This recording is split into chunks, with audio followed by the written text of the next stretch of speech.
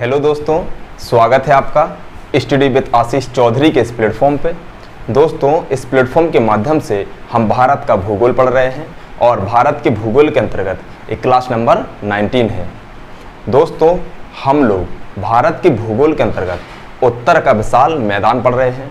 उत्तर के विशाल मैदान के अंतर्गत हमने देखा कि उत्तर के विशाल मैदान का दो प्रकार से वर्गीकरण करते हैं। पहला है मिट्टी की विशेषता व ढाल के आधार पर उत्तर के विशाल मैदान का वर्गीकरण। दूसरा है प्रादेशिक भिन्नता के आधार पर उत्तर के विशाल मैदान का वर्गीकरण। पिछली क्लास में हमने मिट्टी की विशेषता व ढाल के आधार पर उत्तर के विशाल मैदान के अंतर्गत पाए जाने वाले 8 महत्वपूर्ण भागों को एक एक करके हमने विस्तार से देखा है। आज हम उत्तर के विशाल मैदान के वर्गीकरण के अंतर्गत पाए जाने वाले दूसरा प्रादेशिक भिन्नता के आधार पर वर्गीकरण को देखेंगे। तो सबसे पहले हम समझते हैं प्रादेशिक भिन्नता के आधार पर उत्तर के विशाल मैदान के वर्गीकरण कैसे होते हैं और इसके कौन कौन से क्षेत्र हैं व कौन कौन से प्रादेशिक प्रदेश हैं। देखिए, ये हम इंडिया का मैप देख रहे हैं जो कि उत्तरी हिस्सा है। ये हिमालय है। हिमालय के जैसे ही हम दक्षिण में आते हैं तो हिमालय के द्वारा निकली हुई नदियों के द्वारा इस उत्तरी मैदान का निर्माण हुआ है।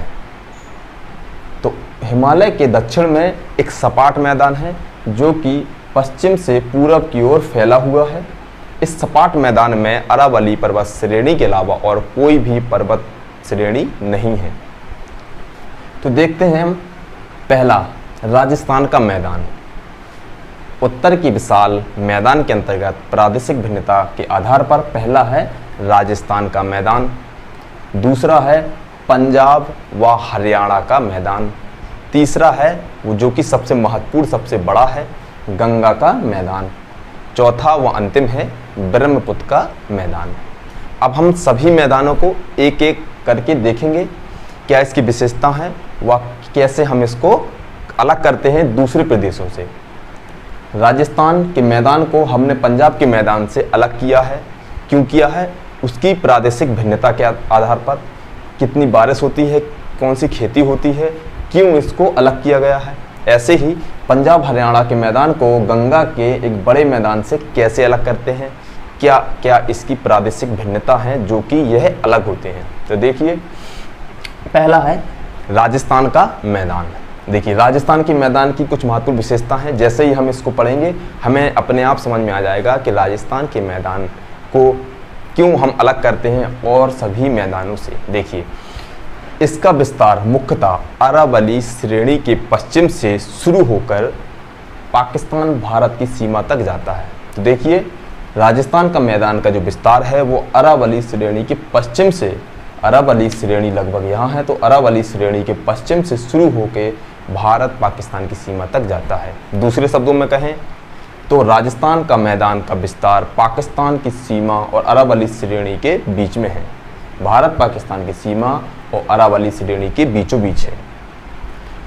नेक्स्ट वन देखते हैं, उत्तर पूर्व में, उत्तर पूर्व से पश्चिम दक्षिण दिशा में इसकी लंबाई 640 किलोमीटर है। इसकी जो लंबाई है वो सर्वाधिक उत्तर पूर्व से शुरू होकर दक्षिण पश्चिम तक जाती है। दक्षिण पश्चिम तक इसकी सबसे अधिक दूरी है। इसकी दूरी लगभग 640 किलोमीटर है। 640 किलोमीटर है। नेक्स्ट पॉइंट देखते हैं, राजस्थान मैदान की जो औसतन ऊंचाई है, राजस्थान मैदान की जो औसतन ऊंचाई है, अगर ये सी लेवल है तो इसकी जो औसतन ऊंचाई है वो लगभग 300 मीटर है। तो राजस्थान मैदान की औसतन ऊंचाई लगभग 300 मीटर है। कहीं कहीं पर इसकी जो ऊंचाई है वो 300 से काफ़ी अधिक है और कहीं कहीं पर देखा जाए तो इसकी जो ऊंचाई है वो लगभग 20 से 25 मीटर है। राजस्थान के मैदान की कहीं कहीं पर जो ऊंचाई है सी लेवल से वो 20-25 मीटर भी है, लेकिन औसतन ऊंचाई लगभग 300 मीटर है। नेक्स्ट पॉइंट देखते हैं, राजस्थान मैदान का जो क्षेत्रफल है, राजस्थान मैदान का जो क्षेत्रफल है जो कि अरावली से भारत पाकिस्तान की सीमा, पंजाब से गुजरात के उत्तर तक फैला हुआ है। तो राजस्थान मैदान का जो पूरा क्षेत्रफल है वह 1.75 लाख किलोमीटर स्क्वायर है। इसका जो एरिया है वो 1.75 लाख किलोमीटर स्क्वायर है। नेक्स्ट पॉइंट देखते हैं, राजस्थान मैदान का ढाल उत्तर पूर्व से पश्चिम दक्षिण की ओर है। राजस्थान मैदान का जो ढाल है, देखिए किसी भी क्षेत्र का, किसी भी मैदान का, किसी भी जगह का अगर आपको ढाल पता करना है तो उस क्षेत्र में बहने वाली नदियों से आप अनुमान लगा सकते हैं कि जिस तरफ नदियों का ढाल है उसी तरफ उस मैदान का ढाल है। तो राजस्थान मैदान का जो ढाल है वह उत्तर पूर्व से दक्षिण पश्चिम की ओर है या फिर दक्षिण की ओर है। इसलिए राजस्थान के मैदान में बहने वाली एकमात्र सबसे महत्वपूर्ण नदी लूनी नदी, जो कि दक्षिणी भाग में बहती है।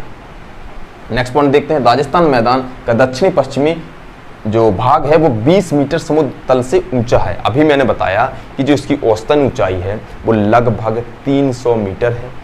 मगर हम दूसरी तरफ जाएं कि इसके दक्षिण पश्चिमी हिस्सा समुद्र से लगा हुआ है। पहले यहाँ पर अरब सागर का एक हिस्सा हुआ करता था। आज जहाँ राजस्थान का जो दलदली क्षेत्र है, पहले यहाँ पर अरब सागर का पानी लगातार रहता था। तो यहाँ की जो औसतन ऊंचाई है वो 300 है, लेकिन दक्षिणी हिस्से में ये लगभग 20 मीटर इसकी ऊंचाई है समुद्र तल से। देखिए इस मैदान का, देखिए सबसे महत्वपूर्ण चीज़ है इसमें, इस मैदान का अधिकतम भाग अरब सागर के अवगमता के कारण बना हुआ है। अरब सागर यहाँ पर था, अरब सागर के अवगमता के कारण ही इसका निर्माण हुआ है। तो अरब सागर के अवगमता का मतलब होता है रिसेशन ऑफ द अरेबियन सी। जैसे ही अरेबियन सी का रिसेशन हुआ वैसे ही इस मैदान का निर्माण हुआ। पहले यहाँ पर अरब सागर का पानी रहता था, यह भी एक अरब सागर का हिस्सा हुआ करता था। नेक्स्ट पॉइंट देखते हैं, राजस्थान मैदान में बहुत सी लवड़ी युक्त झीलें व सागर हैं जो कि अवगमता का प्रमाण है। देखिए अवगमता का प्रमाण का मतलब है कि यहाँ पर बहुत ही खारी झीलें हैं। खारी झीलों का मतलब है यहाँ के जो कण हैं आज भी नमकीने हैं। सागर महासागर का पानी जो यहाँ पर रहा करता था अब वहाँ कण भर बचे हैं, तो जो भी पानी यहाँ आता है वह नमकीन व खारा हो जाता है। तो इससे सीधा साफ प्रमाण मिलते हैं कि यहाँ पर जो समुद्र झीलें हैं वह प्रमाण मिलते हैं कि यहाँ पर पहले अरेबियन सी रहा होगा, जिसमें से सांबर झील, डिगाना झील और डिडवाना झील महत्वपूर्ण झीलें हैं। तो अभी हमने देखा कि राजस्थान मैदान की क्या महत्वपूर्ण विशेषता है। अब हम देखेंगे इस राजस्थान की महत्वपूर्ण विशेषताओं में राजस्थान के मैदान को दो महत्वपूर्ण भागों में बांटते हैं। दो महत्वपूर्ण भाग कौन से हैं? पहला भाग है मरुस्थलीय क्षेत्र और दूसरा भाग है राजस्थान का बांगर क्षेत्र। तो देखिए दोनों को हम देखेंगे अभी।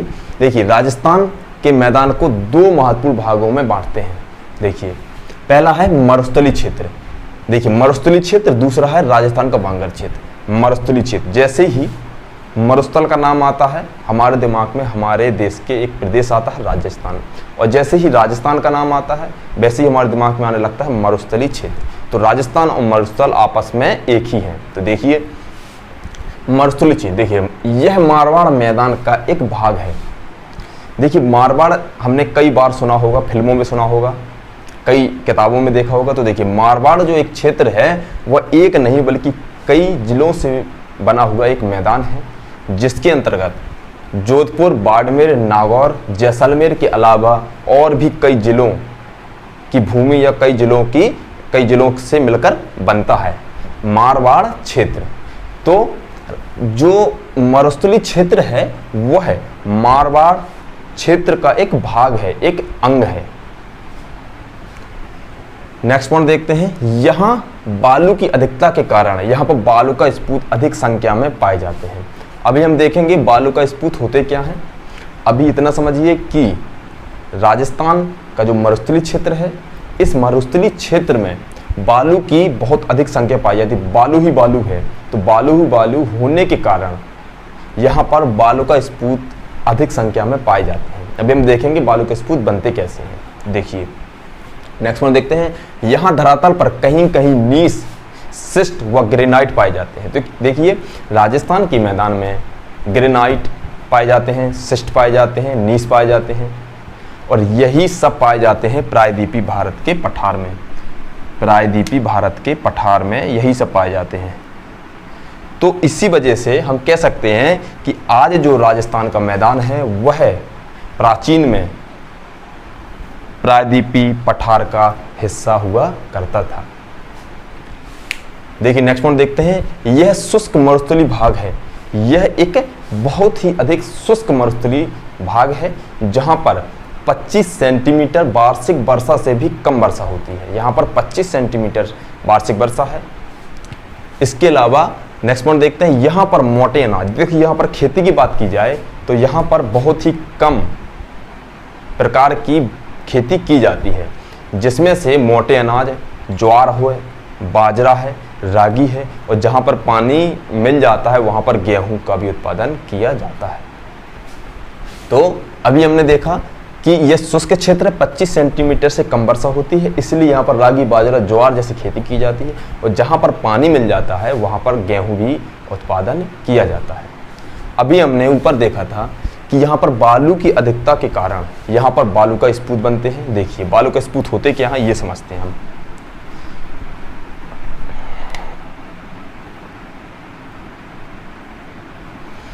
हमने साइंस में पढ़ा है कि एक उच्च दाब होता है, एक निम्न दाब होता है। एक उच्च दाब का क्षेत्र होता है, एक निम्न दाब का क्षेत्र होता है।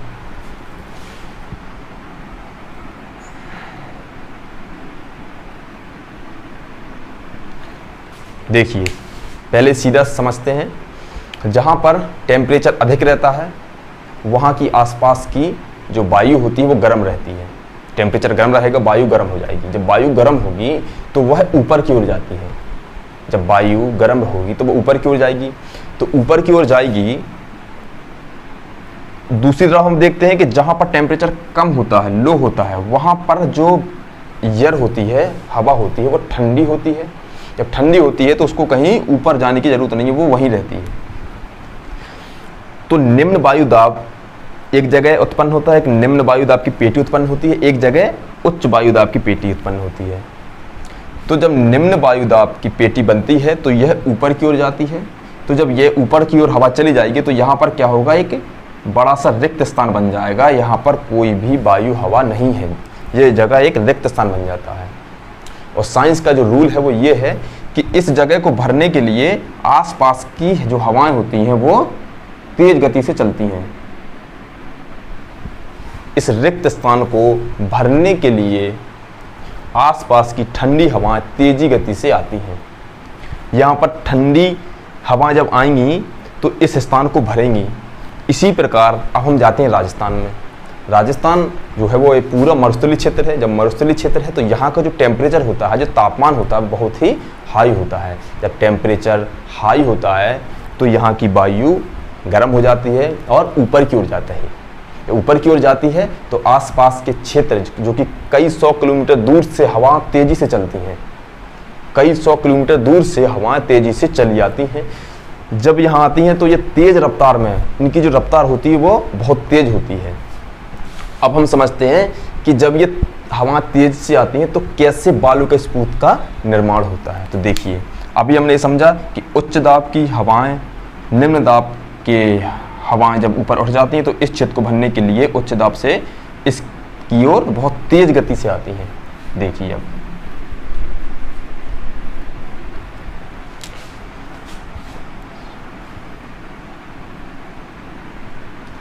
जब ये हवाएं तेजी से चलती हैं तो आपने देखा होगा कि जब हवाएं तेजी से चलती हैं तो ऊपर के जो कण होते हैं वो उनको उड़ा ले जाती हैं, धूल की तरह उड़ा ले जाती हैं।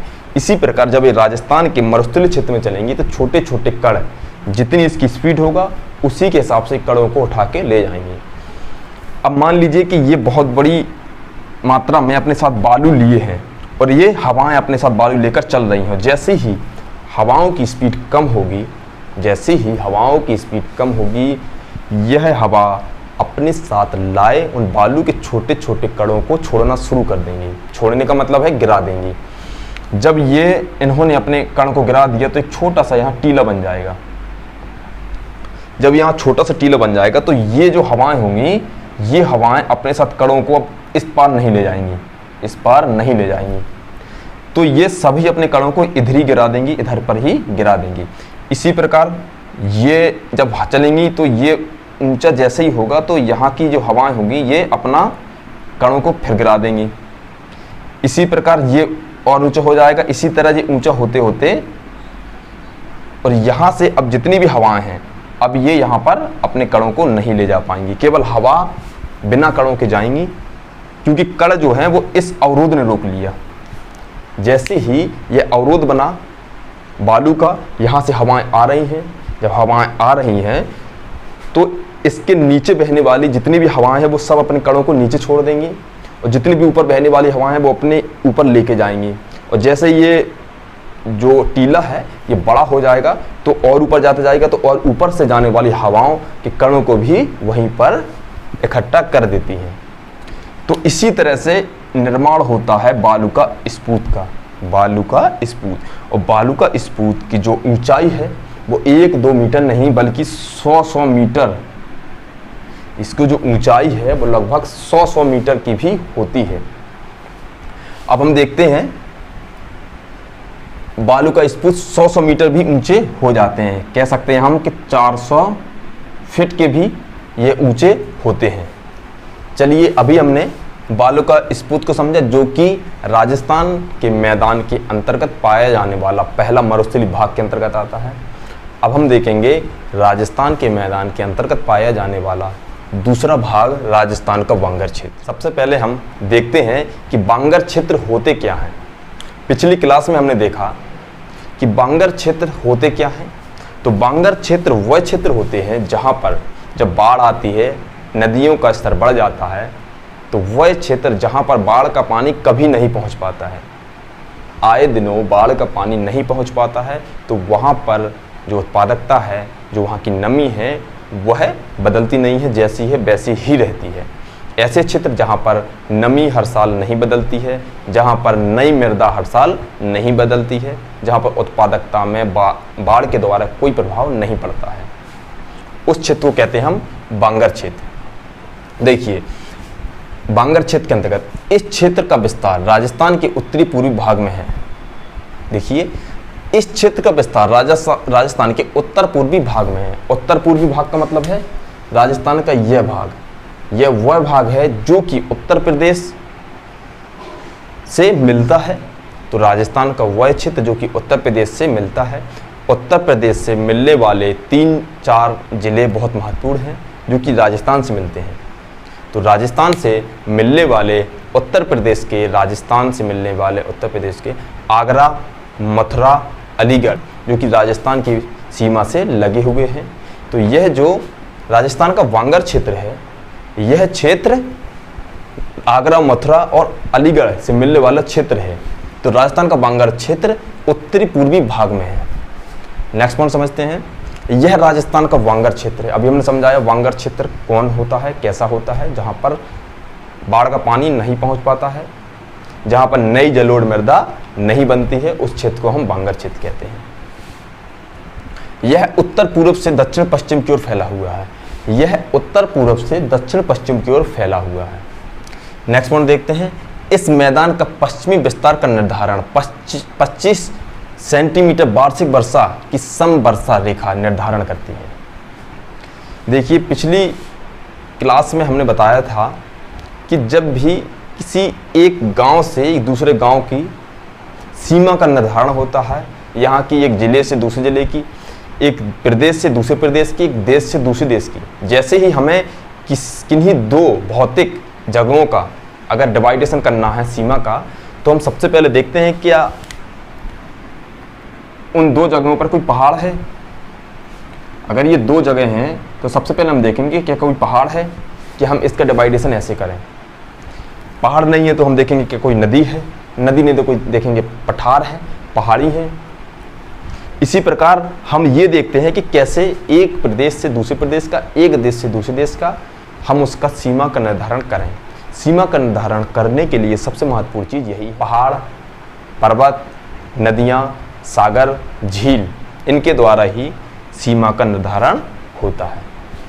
देखिए मगर राजस्थान बांगर क्षेत्र का मरुस्थलीय क्षेत्र से सीमा का निर्धारण जो होता है वह क्या है, 25 सेंटीमीटर वार्षिक वर्षा है। जहां पर भी 25 सेंटीमीटर वार्षिक वर्षा से कम होती है, 25 सेंटीमीटर वार्षिक वर्षा से बारिश कम होती है, उस क्षेत्र को मरुस्थलीय क्षेत्र कहते हैं। और जैसे ही वार्षिक वर्षा 25 सेंटीमीटर से अधिक होती है जहां पर भी, उस क्षेत्र को हम कहते हैं राजस्थान का वांगर क्षेत्र। क्योंकि राजस्थान के इतने बड़े मैदान में पठार, बड़ी बड़ी पहाड़ियाँ, पर्वत, नदियाँ नहीं हैं, जिससे कि इन मैदानों का वर्गीकरण किया जाए कि इस मैदान का क्षेत्र यहाँ से यहाँ है, इस मैदानी क्षेत्र का हिस्सा यहाँ से यहाँ है। इसलिए इसका जो डिवाइडेशन है वो 25 सेंटीमीटर वार्षिक वर्षा की समवर्षा रेखा निर्धारित करती है। नेक्स्ट पॉइंट देखते हैं। इस मैदान की प्रमुख नदी लूनी है। इस मैदान की जो प्रमुख नदी है वह लूनी नदी है, जो कि मौसमी नदी है। लूनी नदी राजस्थान की एकमात्र सबसे महत्वपूर्ण नदियों में से एक है, जो कि मौसमी नदी है। मौसमी नदी का मतलब है जैसे ही वर्षा होती है इस नदी में पानी रहता है, जैसे ही वर्षा खत्म होती है इस नदी का पानी कम होने लगता है, और इस गर्मियों के दिनों में इसका पानी जो होता है वो ना के बराबर रहता है। इस नदी की सबसे महत्वपूर्ण विशेषताओं में से एक है कि यह नदी भारत की एकमात्र ऐसी नदी है जो कि मैदानी क्षेत्र में अपने आप समा जाती है, गुम हो जाती है, विलुप्त हो जाती है। भारत की एकमात्र नदी जो कि किसी भी सागर में अपना जल नहीं छोड़ती है, किसी भी नदी की सहायक नदी नहीं है, ना ये बंगाल की खाड़ी में अपना जल छोड़ती है, ना ये अरब सागर में छोड़ती है, ना ये हिंद महासागर में छोड़ती है। तो यह एकमात्र ऐसी नदी है जो कि अपने पानी को कच्छ के रन में समा देती है या फिर विलुप्त हो जाती है। इस नदी की एकमात्र और विशेषता है कि लूनी नदी की महत्वपूर्ण विशेषता ये है कि लूनी नदी जब राजस्थान के, देखिए समझने वाली बात है, लूनी नदी जब राजस्थान के उत्तर पश्चिम एरिया से आती है तो इस नदी का पानी मीठा होता है, क्योंकि वहाँ पर अरब सागर के अपगम से मैदान नहीं बना है। तो वहाँ पर जो बालू के कण हैं वह नमकीन नहीं है, खारे नहीं हैं, इसलिए इस नदी का जो पानी होता है वो मीठा होता है। जैसे ही यह नदी बाड़मेर क्षेत्र को पार करती है, जैसे ही यह नदी बाड़मेर क्षेत्र को पार करती है, वैसे ही इस नदी का पानी खारा हो जाता है। इस नदी का पानी खारा इसलिए हो जाता है क्योंकि बाड़मेर क्षेत्र से जो कण होते हैं उसमें खारापन आ जाता है। जैसे ही ये पानी बाड़मेर क्षेत्र के बालू के कणों से मिलता है, वैसे ही इसका जो पानी होता है वह खारा हो जाता है। इसलिए लूनी नदी की दूसरी महत्वपूर्ण विशेषता यह है कि लूनी नदी उत्तर पूरब से चलकर आती है तो पहले ये इसका पानी मीठा होता है, जैसे ही बाड़मेर पे जाती है इसका पानी जो होता है खारा होता है। इसलिए यह नदी दो पानी से मिलकर बनी है, मीठा पानी और खारा पानी। देखिए नेक्स्ट पॉइंट देखते हैं। इस मैदान में पहाड़ियाँ टीले भी मिलते हैं। इस क्षेत्र में बहुत ही कम संख्या में पहाड़ियाँ मिलती हैं व टीले मिलते हैं। देखिए पहाड़ियाँ मिलेंगी लेकिन टीले जो होंगे वो इसके अपेक्षा मरुस्थलीय क्षेत्र की अपेक्षा कम होंगे, क्योंकि यहाँ पर बालू मरुस्थलीय क्षेत्र की अपेक्षा कम पाए जाते हैं। देखिए इसमें जो महत्वपूर्ण झीलें हैं वो सांबर झील है, डीनवाना झील है। सांबर झील और डीनवाना झील इस राजस्थान मैदान के बांगर क्षेत्र की महत्वपूर्ण झीलें हैं। चलिए अब हम देखते हैं प्रादेशिक भिन्नता के आधार पर उत्तर के विशाल मैदान का दूसरा सबसे महत्वपूर्ण प्रदेश है पंजाब हरियाणा का मैदान। पंजाब हरियाणा का मैदान प्रदेश। देखिए पंजाब हरियाणा का मैदान, सबसे पहले समझते हैं कि इसको पंजाब हरियाणा का मैदान क्यों कहते हैं। तो देखिए इस मैदान का विस्तार पंजाब हरियाणा और दिल्ली दो राज्य व एक केंद्र शासित प्रदेश में इसका विस्तार है। इसका अधिकतम विस्तार इन्हीं दो प्रदेशों में है, इस वजह से इस प्रदेश का नाम पंजाब हरियाणा प्रदेश कहते हैं। नेक्स्ट पॉइंट देखते हैं। उत्तर के मैदान के पश्चिमी भाग में पंजाब हरियाणा का मैदान है। देखिए उत्तर के मैदान के पश्चिमी भाग में, उत्तर के मैदान के पश्चिमी भाग में इस मैदान का विस्तार है। पश्चिमी भाग में इस मैदान का विस्तार है। देखिए यह एक चौरस मैदान है जिसकी जो लंबाई चौड़ाई है 650 किलोमीटर से 300 किलोमीटर है। इसकी जो उत्तर से दक्षिण उत्तर से दक्षिण जो उसकी लंबाई है वो लगभग 640 किलोमीटर है, और जैसे ही पूरब से पश्चिम आते हैं तो इसकी जो लंबाई है वो 300 किलोमीटर है। नेक्स्ट पॉइंट देखते हैं, इसका जो क्षेत्रफल है वह लगभग 1.75 लाख किलोमीटर स्क्वायर है। देखिए, इसका क्षेत्रफल याद करने के लिए आप इसका क्षेत्रफल याद कर लीजिए। सीधे समझिए कि राजस्थान के मैदान का जो क्षेत्रफल है और पंजाब हरियाणा के मैदान का जो क्षेत्रफल है वह लगभग बराबर है। तो 1.75 लाख किलोमीटर स्क्वायर राजस्थान का है, 1.75 lakh kilometre square area Punjab Haryana के मैदान का भी है। देखिए नेक्स्ट पॉइंट देखते हैं, इस मैदान का निर्माण सिंधु व उसकी सहायक नदियों के द्वारा हुआ है। सिंधु व उसकी सहायक नदियां कौन कौन सी हैं? देखिए, जैसे हम सिंधु नदी को देखते हैं तो सिंधु नदी के नीचे से शुरू होती है झेलम नदी, चेनाब नदी, रावी नदी, ब्यास नदी, सतलुज नदी। यह उत्तर से दक्षिण की ओर एक क्रम बना हुआ है कि पहले सिंधु नदी आएगी, फिर झेलम, फिर चेनाब, फिर रावी, फिर ब्यास, फिर सतलुज। यह 5 महत्वपूर्ण सहायक नदियां हैं, और भी इसकी सहायक नदियां, लेकिन ये 5 महत्वपूर्ण सहायक नदियां हैं।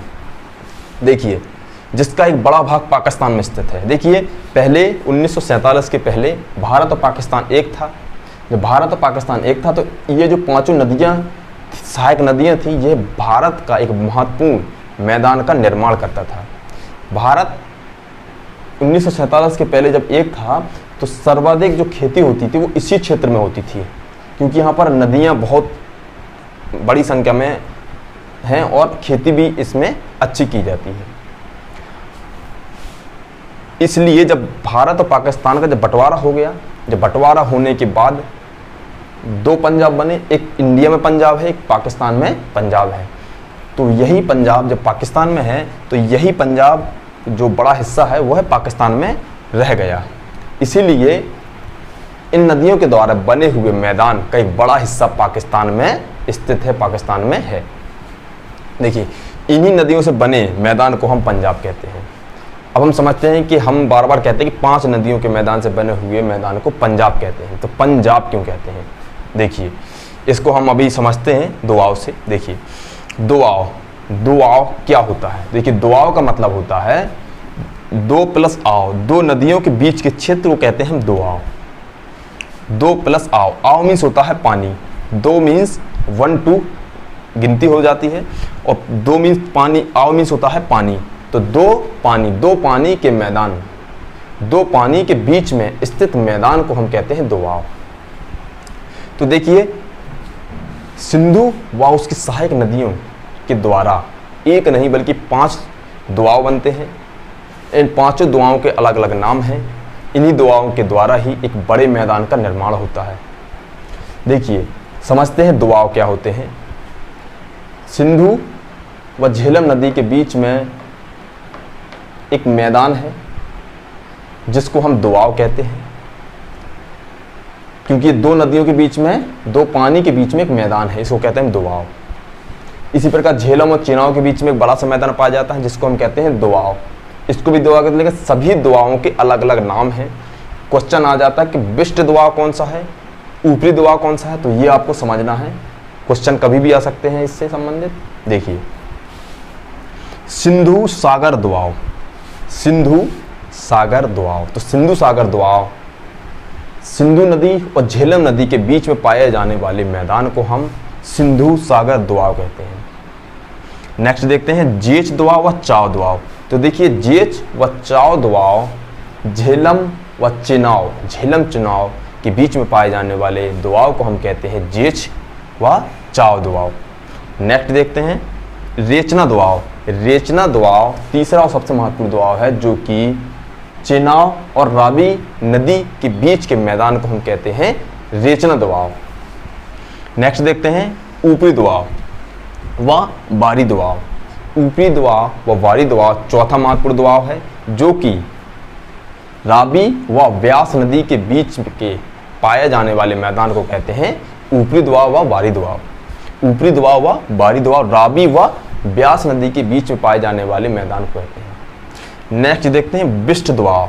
देखिए, बिष्ट दुआव सबसे दक्षिण में स्थित दुआव है, जो कि ब्यास नदी और सतलुज नदी के बीच में पाए जाने वाले मैदान को हम कहते हैं बिष्ट दुआव।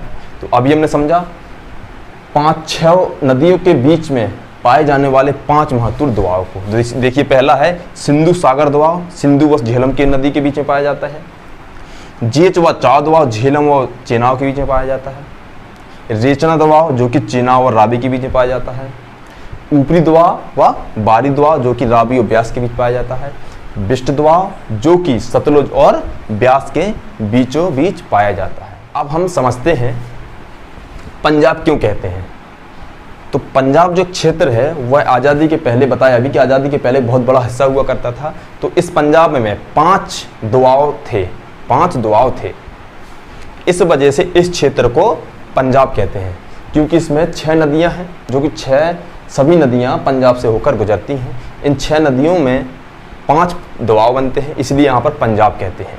इसी पंजाब से हमारे देश में भी वही पंजाब है, मगर हमारे इस पंजाब से केवल 3 नदियां बहती हैं, केवल 3 नदियां बहती हैं।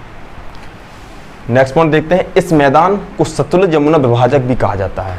देखिए, सतलुज यमुना विभाजक भी कहा जाता है। पंजाब मैदान के पूरब में यमुना नदी है, पंजाब मैदान के पूरब में यमुना नदी है, पंजाब मैदान के पश्चिम में है सतलुज नदी।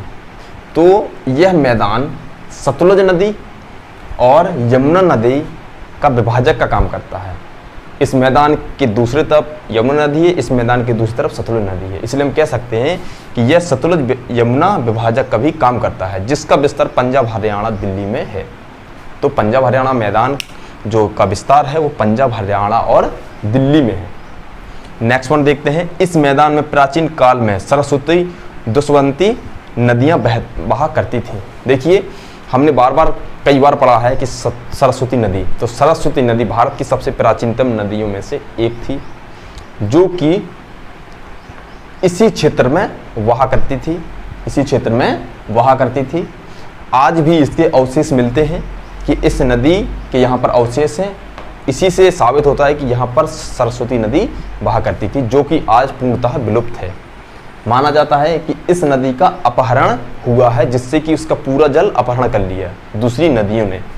जब हम नदियों के बारे में पढ़ेंगे तो इस नदी के बारे में भी एक टॉपिक लेके चलेंगे कि कैसे इस नदी का अपहरण हुआ है, कैसे यह नदी हुआ करती थी, कहाँ से कहाँ बहा करती थी।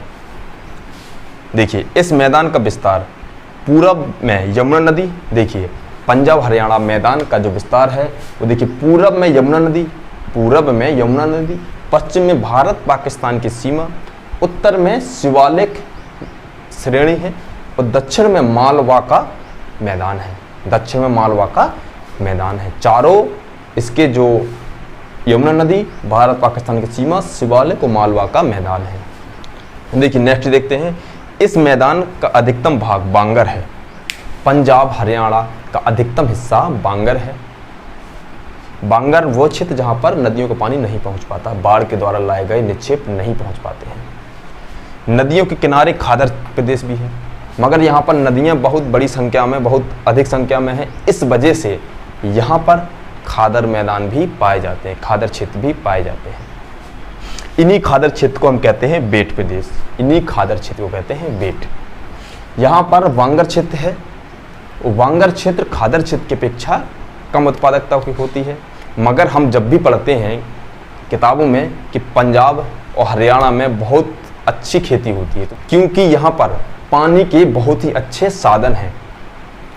यहाँ पर वांगर क्षेत्र है, फिर भी यहाँ पर उत्पादन अच्छा इसलिए होता है क्योंकि यहाँ पर नदियों के द्वारा जल के अच्छे अच्छे साधन हैं। इस वजह से ये वांगर क्षेत्र होने के बाद भी खादर की अपेक्षा अधिक उत्पादन करता है। तो दोस्तों, आज हमने प्रादेशिक भिन्नता के आधार पर उत्तर के विशाल मैदान के अंतर्गत पाए जाने वाले 4 महत्वपूर्ण मैदानों में 2 महत्वपूर्ण मैदान, राजस्थान के मैदान और पंजाब हरियाणा के मैदान को देखा। दोनों को हमने एक एक पॉइंट लेके चले, कैसे बालू का स्पूत बनते हैं, कैसे ये नदियां हैं, कैसे कहाँ तक इसका मैदान फैला हुआ है। आने वाली क्लास में हम प्रादेशिक भिन्नता के आधार पर पाए जाने वाले सबसे महत्वपूर्ण प्रदेश गंगा के मैदान को देखेंगे। इसके अलावा हम ब्रह्मपुत्र के मैदान को भी देखेंगे। तो तो चलिए दोस्तों, बने रहिए, धन्यवाद।